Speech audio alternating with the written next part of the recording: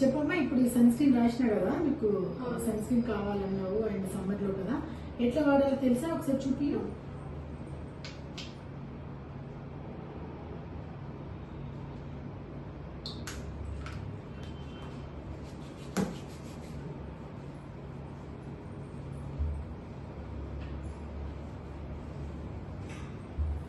Okay, so నువ్వు ఇప్పుడు పెట్టుకున్నది సన్ స్క్రీన్ ఫేస్ వాష్ చేసినావా? సన్ స్క్రీన్ పెట్టు. అట్లా కాదమ్మా, సో సన్ స్క్రీన్ పెట్టే విధానం అది కాదు, ఓకేనా?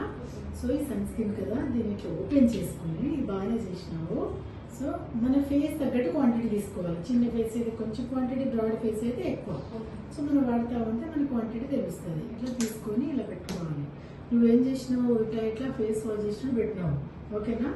సో అలా కాదు, ఇలా సన్ స్క్రీన్ తీసుకొని, ఓకేనా, ఇక్కడ ఇక్కడ ఇక్కడ ఇక్కడ ఇక్కడ పెట్టుకోవాలి, ఓకేనా? పెట్టుకొని అదర్వైజ్ ఈ 2 ఫింగర్లు ఉంటాయి కదా,